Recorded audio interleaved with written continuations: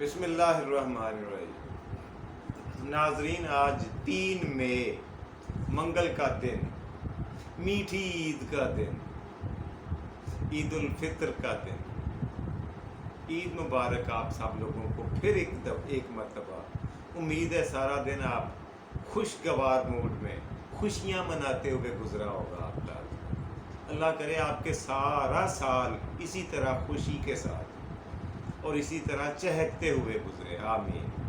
آپ کا اپنا میزبان جاوید اقبال پیش خدمت ہے جی، سلام قبول کیجیے۔ آج کی کہانی حسب معمول آپ کی خدمت میں پیش کرنے جا رہا ہوں۔ پرانے وقتوں میں کہا جاتا ہے کہ ایک چھوٹا تاجر تھا، چھوٹے لیول کا تاجر، مطلب جس کا اتنا لمبا چوڑا کاروبار نہیں تھا، لیکن اس کی ایک خصلت تھی اس بندے کی کہ اس کی ضرورت سے زیادہ جتنے پیسے اسے بچ جاتے دن بھر کی کمائی میں، وہ کسی نہ کسی ضرورت مند کو، کسی نہ کسی مستحق کو دے دیا کرتا۔ اسے سخاوت کہا جاتا کہ مال کو جمع کرنے کی بجائے اپنی ضرورت کا نکال لیا، باقی اللہ کی راہ میں تقسیم کر دیا۔ یہی درویشی ہوا کرتی ہے، اسی کو سخاوت کہتے ہیں، اور ایسا کرنے والے کو سخی بولا جاتا ہے۔ اور سخیوں کا تاجدار پتہ ہے کسے کہا جاتا ہے؟ حضرت علی علیہ السلام کو سخیوں کے تاجدار ہیں، سردار ہیں، یعنی ان کی سرداری میں آ جاتا ہے وہ بندہ جو سخاوت کرتا ہے جی۔ تو وہ اس کی یہ خصلت تھی، یہ عادت تھی، پرانی تھی، لوگوں کو سب کو پتا تھا، قرب و جوار کے سارے لوگ جانتے تھے کہ وہ بندہ مجبوروں کی، بے کسوں کی، لاچاروں کی یہ دستگیری کرتا ہے، امداد کرتا ہے، سنتا ہے، مانتا ہے، اور حسب توفیق ان کی مالی مدد کرنے سے بھی گریز نہیں کرتا۔ اس کے پاس ایک دن عجیب سوالی آیا۔ سوال اس نے یہ کیا، جی بات یہ ہے بزرگوار کہ میں نے قرض لیا ہوا تھا کسی ساہوکار سے، کسی امیر سے، کسی وزیر سے، اور قرض میرا تھوڑا نہیں ہے، قرض ہے میرا 1000 اشرفی۔ اب 1000 اشرفی اس زمانے میں بہت بڑی رقم ہوا کرتی تھی۔ درویش نے اس کی بات سنی اور اس نے سوچا کہ یار میرے پاس مال اتنا جمع ہوتا نہیں ہے، نہ میں کرتا ہوں۔ اس کی وجہ یہ ہے کہ یہ جو لوگ سخی صفت ہوتے ہیں نا، سخی منش، یہ تو پہاڑ کی چوٹیوں کی طرح ہوتے ہیں۔ کبھی پہاڑ کی چوٹی پہ پانی کے، بارش کے قطرے، پانی جمع ہوا ہے؟ کبھی نہیں ہوا نا۔ جیسے ہی بارش ہوتی ہے پہاڑ کی چوٹیاں اسے روکتی نہیں ہیں، وہ نیچے ندی نالوں کی طرف دھکیل دیتی ہیں، چلا دیتی ہیں، اور وہ دریاؤں میں جا کر بنجر اور خشک زمینوں کی پیاس بجھاتا ہے۔ یہ وصف ہوتا ہے، یہ صفت ہوتی ہے ایسے لوگوں۔ اس نے کہا یار میرے پاس اتنی بڑی رقم تو نہیں ہے، اب بتا میں تیرے لیے کیا کر سکتا ہوں۔ اس نے کہا کہ جی مجھے تو آپ کے علاوہ کوئی آسرا، کوئی سہارا، کوئی دروازہ نظر نہیں آ رہا۔ سوالی نے یہ کہا آپ کے علاوہ میری کوئی مدد کر نہیں سکتا، اور اگر ایسا نہ ہوا تو 2 دن کے بعد وہ جو میرا قرض دار ہے، جس کا قرض میں نے دینا ہے، وہ وزیر ہے، وہ بادشاہ کے محل میں جاتا ہے، نوکری کرتا ہے، وہ وہیں پہ شاہی دربان ہے، مطلب شاہی جو جج ہے بادشاہی، اسے قاضی کہا جاتا ہے، قاضی کی عدالت میں اپنا مقدمہ پیش کرے گا اور مجھے جیل ہو جائے گی، قید ہو جاؤں گا، اس کے علاوہ میرے پاس اور کوئی چارہ نہیں ہے۔ درویش نے کہا، تاجر نے یہ کہا کہ چل یار میں تیری کچھ مدد کرتا ہوں۔ اس کو ساتھ لے کر قرض دار کے گھر چلا گیا اور قرض دار سے یہ کہا، وزیر سے مؤدبانہ گزارش کی۔ اس نے کہا میرا چھوٹا سا کاروبار ہے، آپ جانتے ہو مجھے، میں آپ سے پہلے بھی کئی مرتبہ مل چکا ہوں، واقف کار ہو آپ میرے۔ اس بندے نے آپ سے 1000 اشرفی قرض لیا ہے، یہ مان رہا ہے اس نے دینے بھی ہیں، لیکن تاریخ سر پہ آ گئی ہے، اس سے انتظام نہیں ہو سکا، اس سے بن نہیں پڑے پیسے۔ اس کا حل یہ ہے کہ میری درخواست پر، میری گزارش پر، میری منت سماجت پر، میری عرضی پر اس کو 2 مہینے کی مہلت دے دیں۔ میں 2 مہینوں میں اگر اس نے قرض آپ کا واپس نہ کیا تو میں ضمانت دیتا ہوں آپ جو اس کو سزا دینا چاہتے ہو وہ مجھے سزا دلوا دینا۔ اچھا، سخی صاحب جو تھے، درویش صاحب، تاجر صاحب اپنے کہہ کے اپنے گھر آ گئے۔ اب اس بندے سے یہ کہا، مقروض سے، کہ یار دیکھو محنت کرو، بھاگ دوڑ کرو، کمائی کرو، کہیں سے اکٹھے کر کے کسی سے لے دے کے اس کی 1000 اشرفی واپس کر دو، 2 مہینے بڑی مہلت ہوتی ہے۔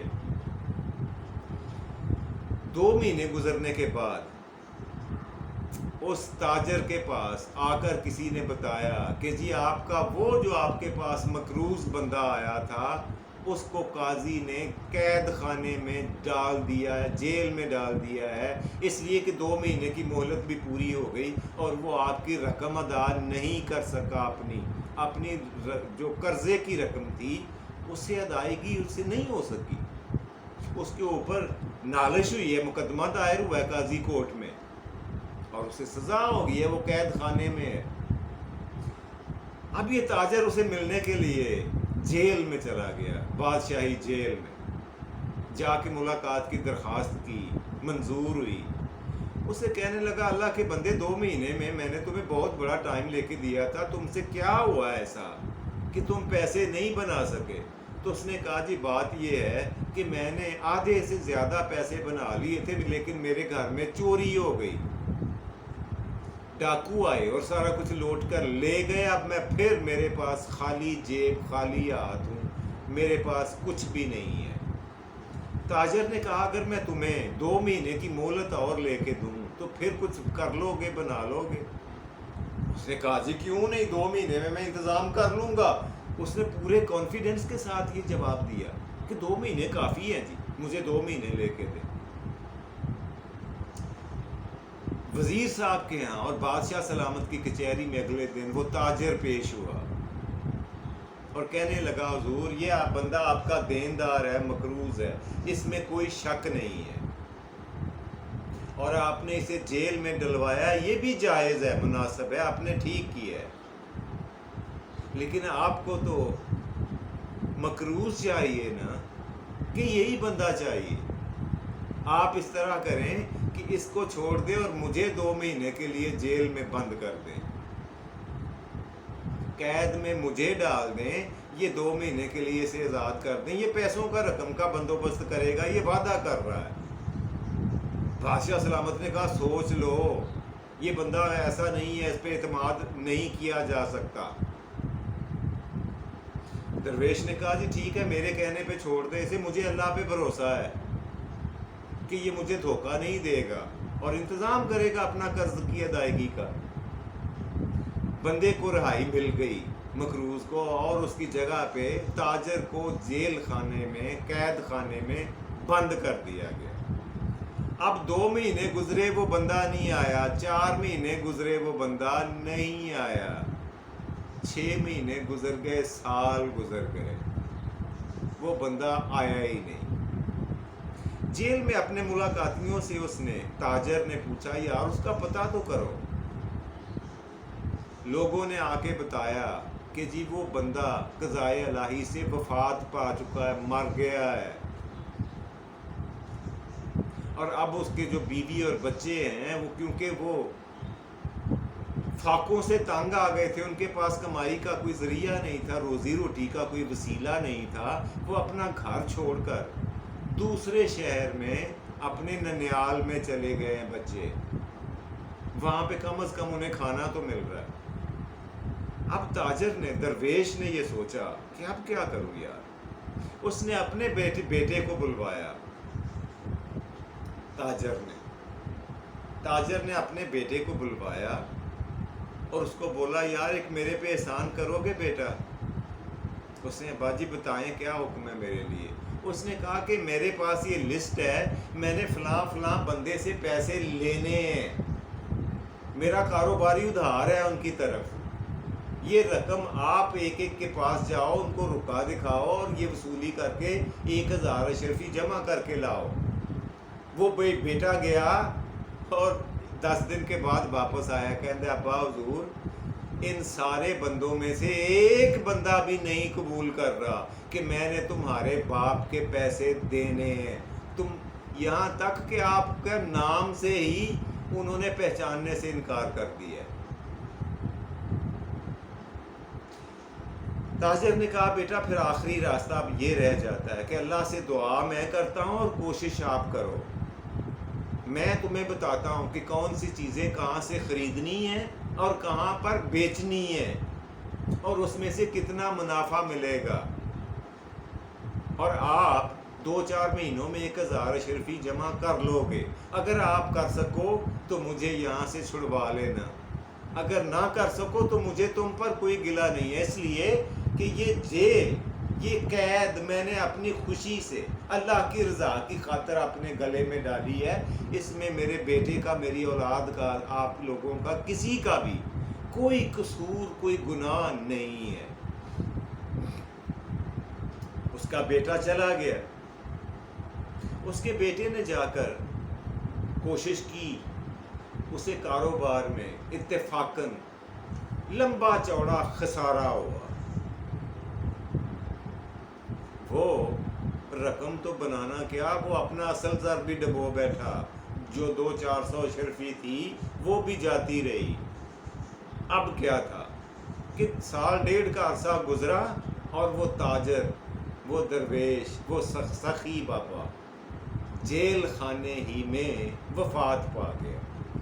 انا للہ و انا الیہ راجعون۔ اچھا دیکھنے میں تو وہ مرا، لیکن میری نظر میں وہ امر ہو گیا، حیات جاوداں پا گیا، ہمیشہ کی زندگی پا گیا۔ یار مرنا تو سب کو ہے، موت تو سب کو آنی ہے، نہیں آنی، لیکن خلق خدا کے لیے نیکی کی راہ پہ چلتے ہوئے، اللہ کے خوف کی خاطر، اللہ کی رضا کی خاطر، محسنین میں سے اگر موت آئے تو اس سے بڑی اور کیا اللہ کی دین ہو سکتی ہے۔ اللہ پاک فرماتے ہیں کہ اللہ محسنین، احسان کرنے والوں کو اپنا بہت قریبی سمجھتا ہے، یہ انعام ہے، اللہ کا اعلان ہے کہ وہ بندہ جو مخلوق خدا پر احسان کرتا ہے، نیکی کرتا ہے، ان کے ساتھ صلہ رحمی سے پیش آتا ہے، وہ اللہ کی نظر میں، دنیا کی نظر میں تو وہ اوجھل ہو جائے گا، لیکن اللہ کی نظر میں وہ اعلیٰ مرتبت بن جاتا ہے، اپنا نام تاریخ کے صفحات میں سنہری حروف میں درج کروا جاتا ہے۔ ورنہ مرنے کو تو کئی لوگ مرتے ہیں، کئی لوگ سڑکوں پہ، نہروں پہ، دریاؤں پہ، جہازوں پہ، ہسپتالوں میں، دیہاتوں میں، شہروں میں، کہاں نہیں موت ہوتی، لیکن یہ وہ موت ہے جو واقعی قوم کی حیات ہوا کرتی، جو ایک نام کو زندگی دے جاتی ہے، دین اسلام کو، دین اسلام کا فخر سر فخر سے بلند کر جاتی ہے۔ کوشش کیا کرے کہ حت الوسع، اگر زیادہ نہیں تو تھوڑا بہت مصیبت زدہ لوگوں کے کام آئیں یار، ورنہ زندگی تو گزر رہی ہے، یہ تو موم بتی کی طرح ہے، پگھل رہی ہے، یہ ایک نہ ایک دن ختم ہو جانی ہے، موم بتی متواتر پگھل رہی ہے۔ تو زندگی میں کوئی ایسا کام کر جائیں جو اللہ کی نظر میں محبوب ہو، پسندیدہ ہو، خوبصورت ہو۔ یہ تھی جی سائیں آج کی کہانی جو میں آپ کی خدمت میں پیش کرنا چاہ رہا تھا، اور عید کا دن ہے، ایک دفعہ پھر آپ کو عید مبارک کہہ لوں۔ صبح بھی میں نے کہا تھا، پھر سے آپ سب لوگوں کو میری طرف سے بہت بہت بہت دل کی گہرائیوں سے عید مبارک۔ جی آج کے پروگرام کا دوسرا سیگمنٹ، آج کا سوال یہ ہے سائیں، پچھلا سوال پچھلے پروگرام میں نے پوچھا تھا کہ دنیا کی قدیم ترین تہذیب کون سی ہے، اور یار بتایا بھی تھا کہ وہ پاکستان میں علاقہ، وہ تہذیب کا نام ہے جی سندھ کی تہذیب۔ سندھ کی تہذیب کلچر وہ کلچر ہے جو پوری دنیا میں قدیم ترین مانا جاتا ہے، تسلیم کیا جاتا ہے۔ سندھی کلچر، سندھ کی تہذیب۔ جی آج کا سوال نوٹ فرمائیں، جس کا جواب آپ نے مجھے کل دینا ہے۔ آج کا سوال کچھ اس طرح سے ہے جی کہ پاکستان کی، یہ بتائیں کہ پاکستان ملک عزیز مادر وطن کی سرحد سب سے زیادہ لمبائی میں کس ملک کے ساتھ ہے؟ بتائیں، بہت ہی آسان ہے، اور ایک ہنٹ دے دیتا ہوں ایسا کہ اس کے بعد آپ کو کوئی شک و شبہ نہیں رہنا چاہیے۔ اس سرحد پر، اس بارڈر پر باربڈ وائر لگائی جا رہی ہے، سرکاری سطح پہ خاردار تار لگائی جا رہی ہے آج کل۔ In recent days, barbed wire is being deployed over there. جی آپ نے مجھے بتانا ہے وہ کون سا ملک ہے۔ جی پروگرام کا تیسرا اور آخری سب سے زیادہ مزیدار سیگمنٹ، آج کا شعر آپ کی خدمت میں پیش کرنے والا ہوں۔ آج کا شعر ہے جی، ہاتھ سے ہاتھ چھڑانا ہی، ہاتھ سے ہاتھ چھڑانا ہی ضروری تو نہیں، ہاتھ سے ہاتھ چھڑانا ضروری تو نہیں، ساتھ رہ کر بھی کئی لوگ بچھڑ جاتے ہیں۔